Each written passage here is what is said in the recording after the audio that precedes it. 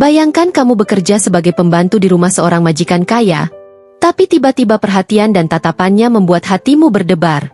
Apa yang akan kamu lakukan ketika cinta muncul di tempat yang paling tak terduga, tapi semua orang seolah menentang kalian?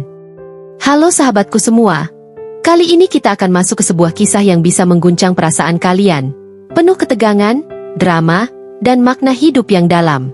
Pastikan kalian sudah tekan tombol subscribe dan like.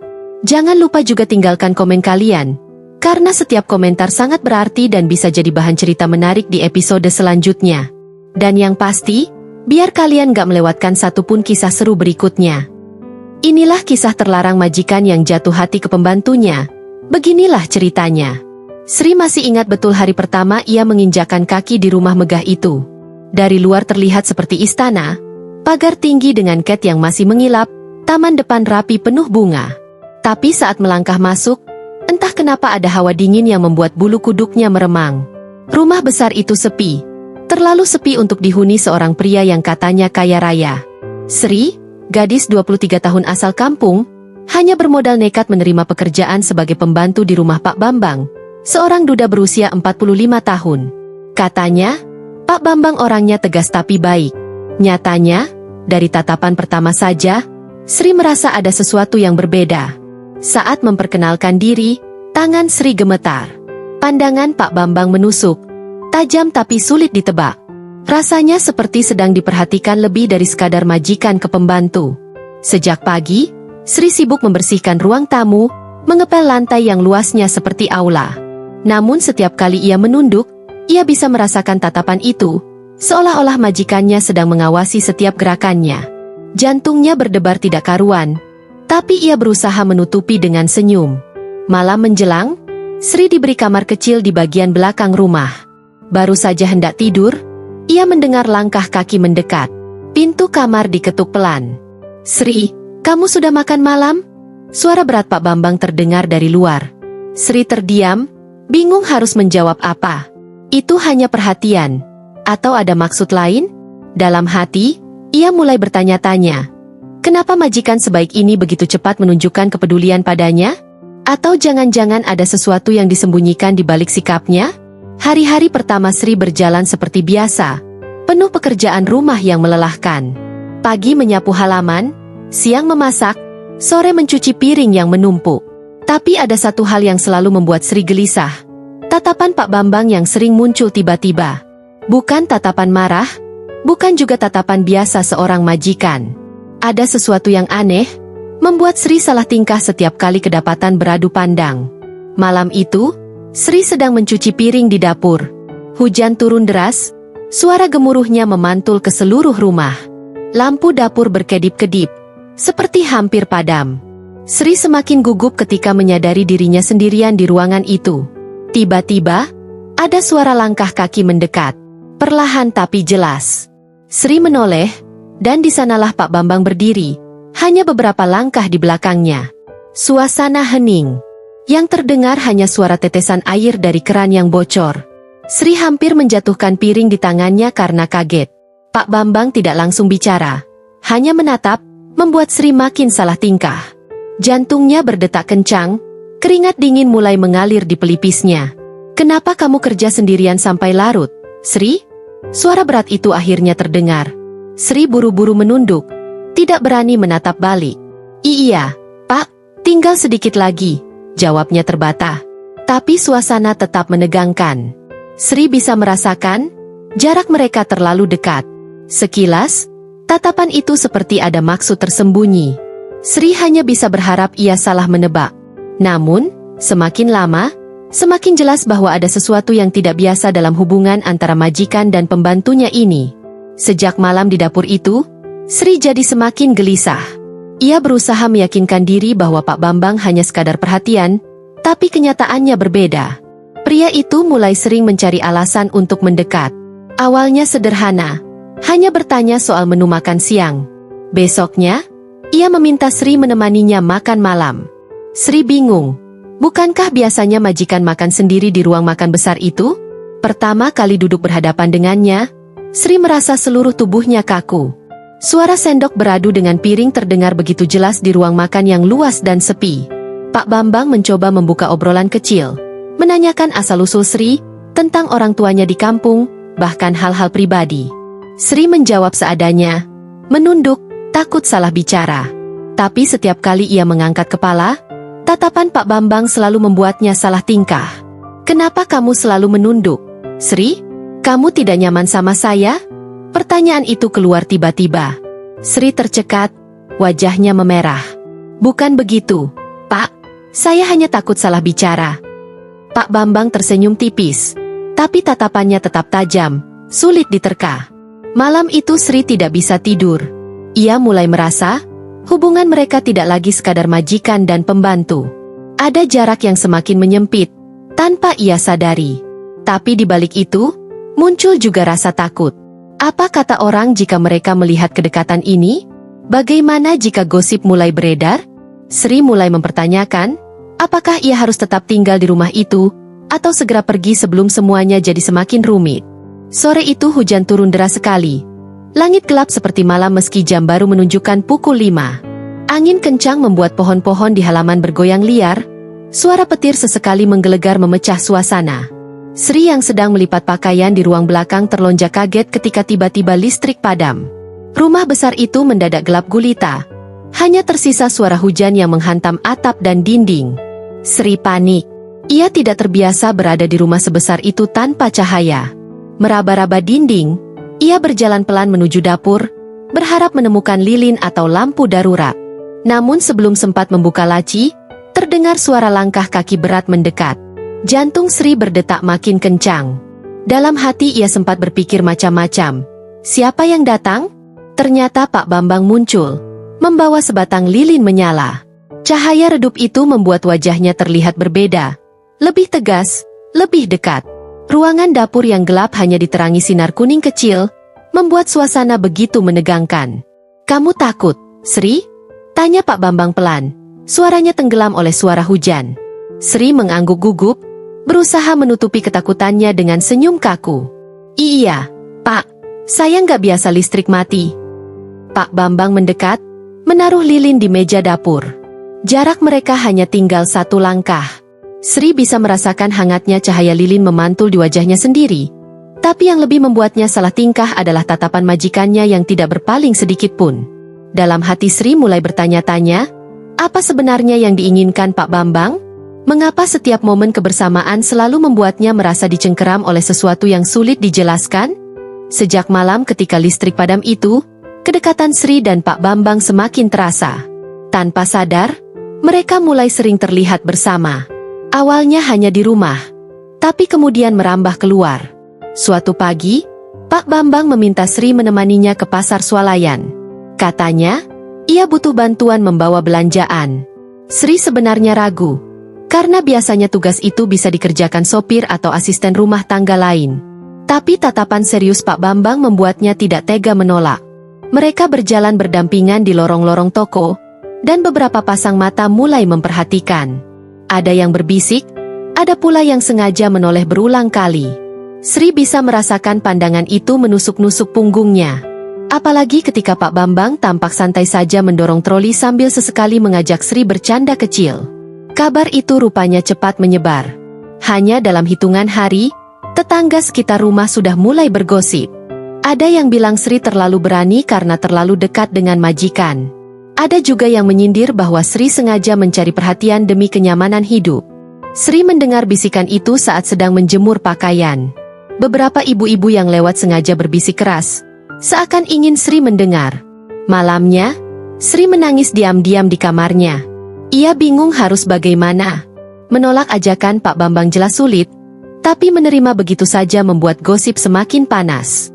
Hatinya penuh dilema. Ia hanya seorang pembantu yang ingin bekerja dengan tenang. Tapi mengapa setiap hari justru makin terjebak dalam situasi yang membuatnya serba salah? Beberapa hari terakhir, gosip yang beredar membuat Sri tidak bisa tidur nyenyak.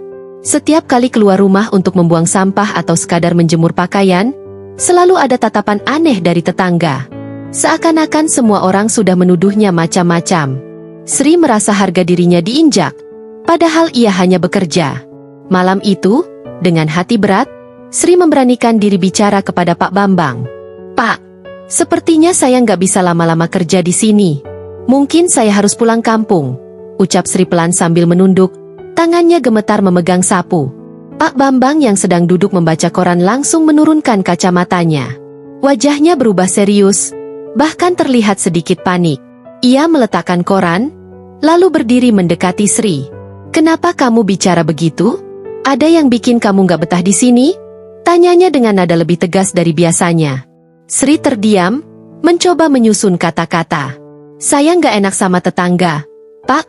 Banyak yang ngomongin saya. Saya takut jadi bahan omongan." Suaranya hampir pecah menahan tangis.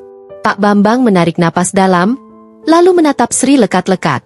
"Sri, dengar. Kalau kamu pergi, siapa yang saya bisa percaya untuk mengurus rumah ini?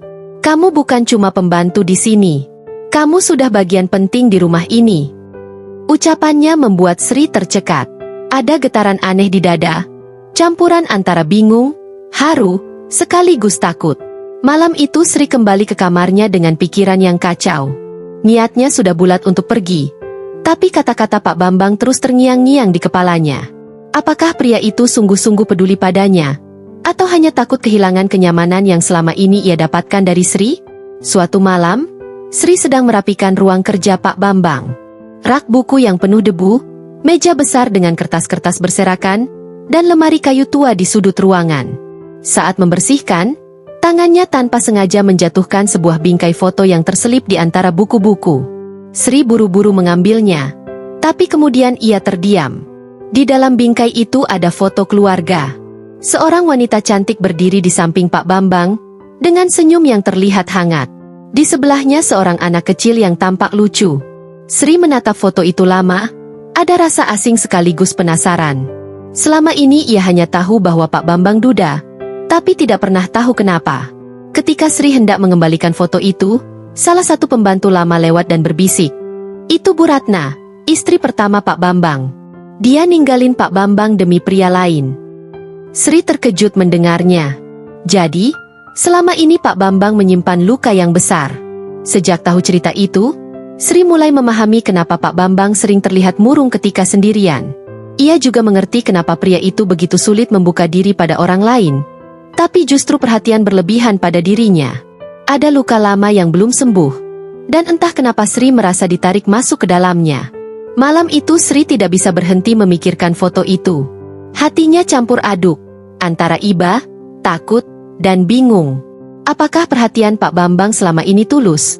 Atau hanya karena ia mirip dengan sosok yang dulu pernah meninggalkan luka? Pertanyaan itu membuat Sri semakin sulit menentukan langkahnya. Sejak malam Sri menemukan foto itu, suasana di rumah jadi berbeda.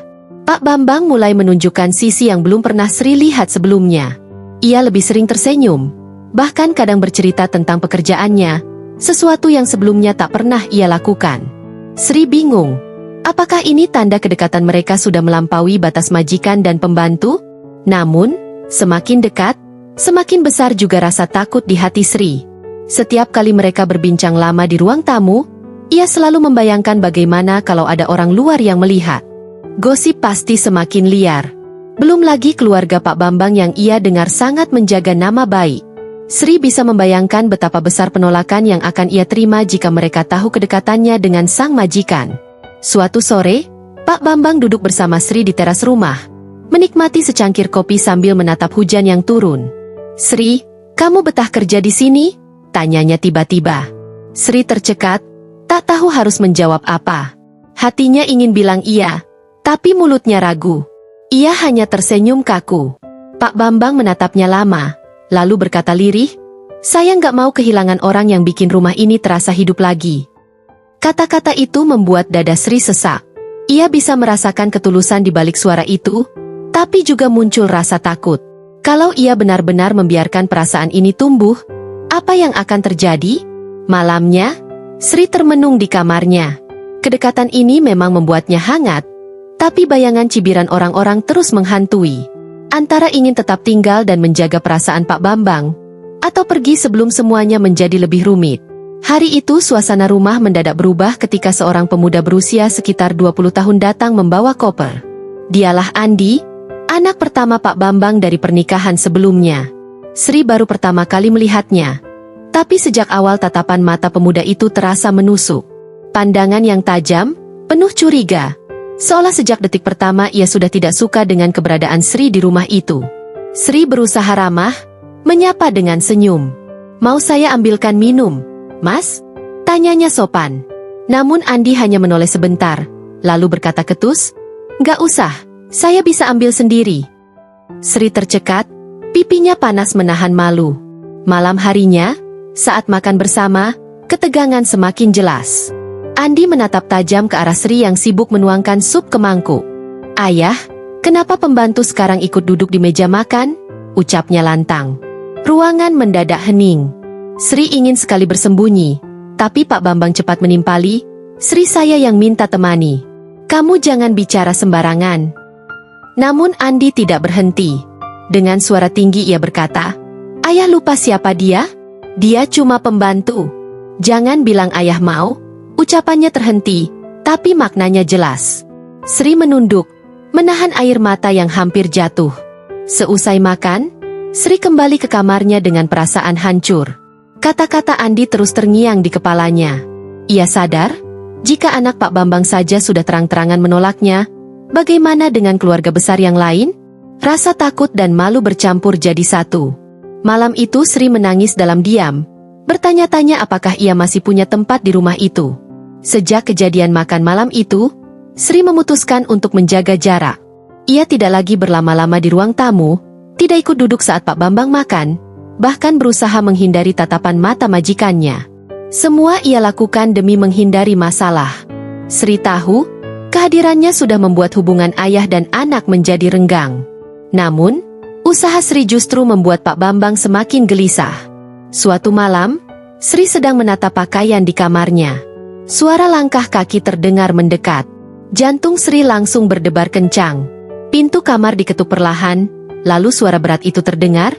"Sri, kamu masih bangun?" Sri panik. Ia ragu harus menjawab atau pura-pura tidur. Tapi sebelum ia sempat memutuskan, pintu terbuka pelan. Pak Bambang berdiri di sana. Wajahnya terlihat lelah namun matanya penuh kekhawatiran.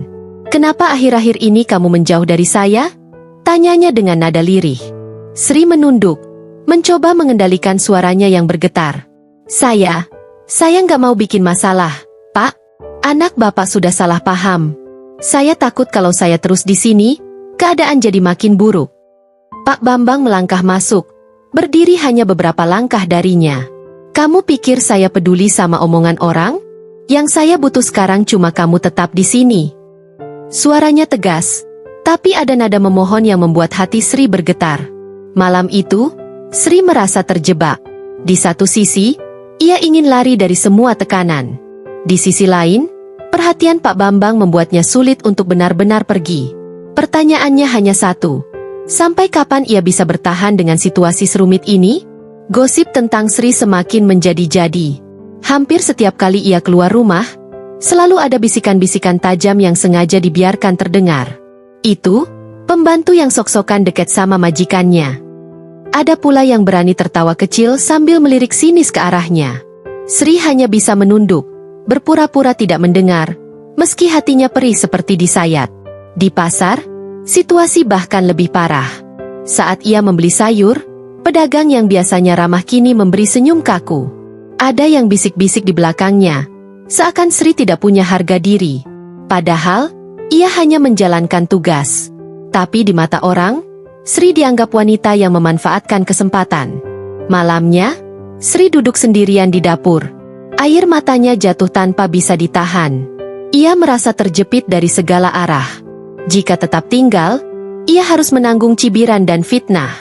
Jika pergi, hatinya berat meninggalkan Pak Bambang yang sudah begitu baik padanya.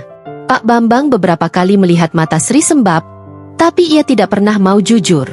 Setiap ditanya, Sri hanya bilang lelah. Padahal di dalam hatinya, ia hampir menyerah. Ia merasa semua orang membencinya. Puncaknya terjadi ketika salah satu tetangga nekat menegurnya langsung. "Sri, tahu diri sedikit. Jangan bikin malu kampung ini." Kata-kata itu menusuk begitu dalam. Sri pulang dengan tubuh gemetar. Malam itu, ia menangis lebih lama dari biasanya. Pertanyaan besar terus menghantui pikirannya. Apakah cinta dan kebaikan yang ia rasakan di rumah itu layak diperjuangkan, atau hanya akan menghancurkan dirinya perlahan? Malam itu Sri sudah bulatkan tekad. Ia tak sanggup lagi menahan tekanan. Setelah semua gosip, tatapan sinis, dan ucapan pedas yang ia terima, hanya ada satu pilihan, pergi. Jam menunjukkan pukul 11 malam, rumah sunyi, hanya suara jam dinding yang terdengar jelas. Dengan hati-hati Sri memasukkan beberapa pakaian ke dalam tas lusuhnya. Tangannya gemetar, setiap lipatan kain terasa berat, seakan sedang melipat seluruh kenangan yang ia alami di rumah itu. Dengan langkah pelan ia membuka pintu kamarnya. Suasana rumah gelap, hanya diterangi lampu taman dari luar.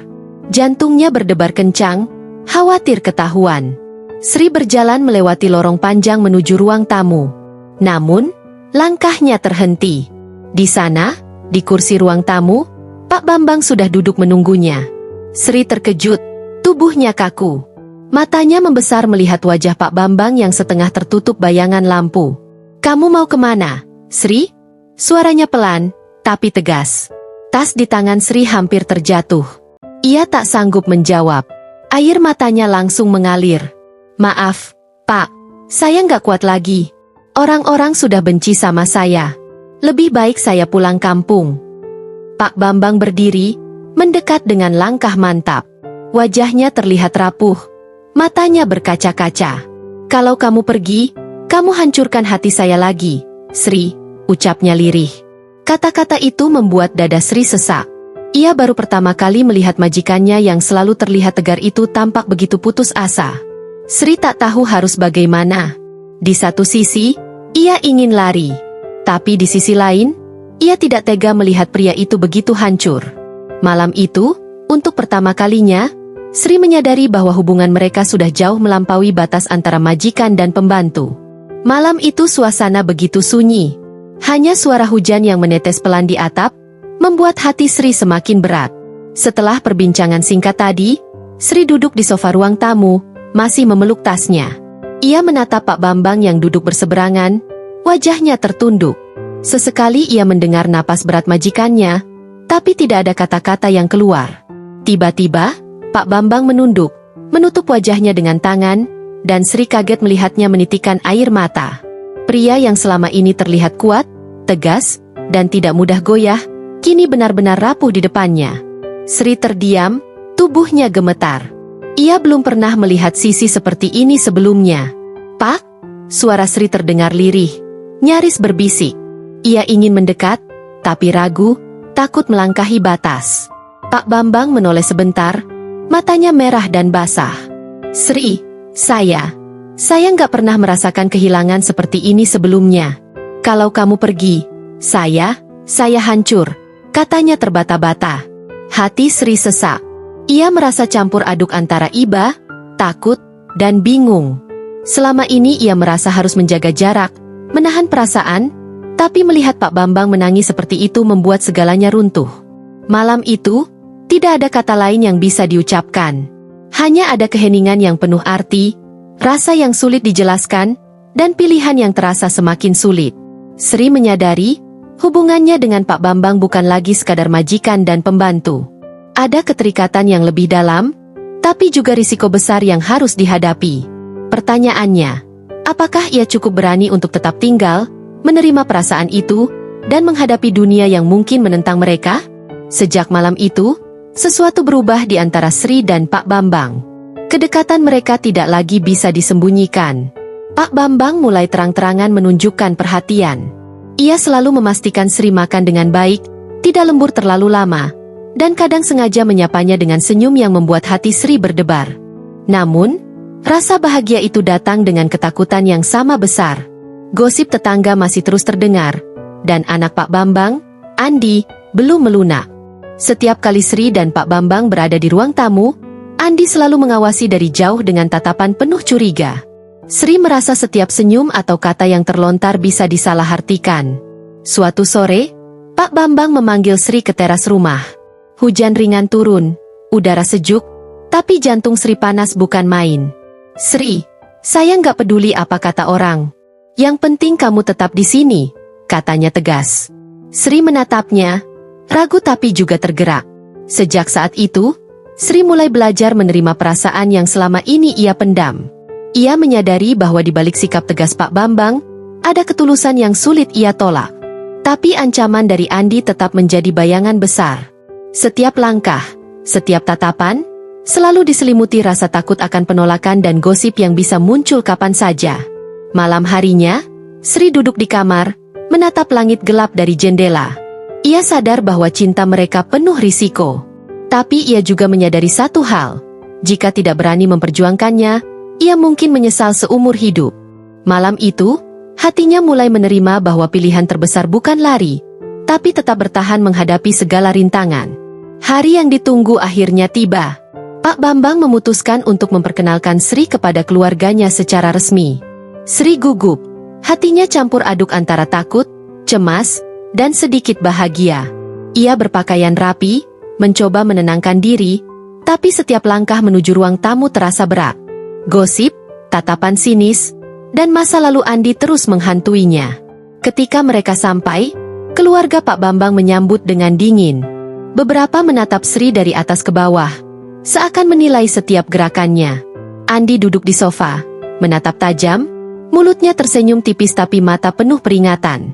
Sri menunduk, berusaha menahan gugup. Pak Bambang berdiri di samping Sri, menatap keluarganya. Ini Sri, dia bagian dari rumah ini, dan bagian dari hidup saya, katanya tegas. Suasana hening sesaat, semua orang menahan diri. Sri bisa merasakan detak jantungnya makin cepat. Takut kata-kata salah bisa memicu konflik lebih besar. Beberapa menit pertama sangat tegang. Namun, perlahan, beberapa anggota keluarga mulai melunak.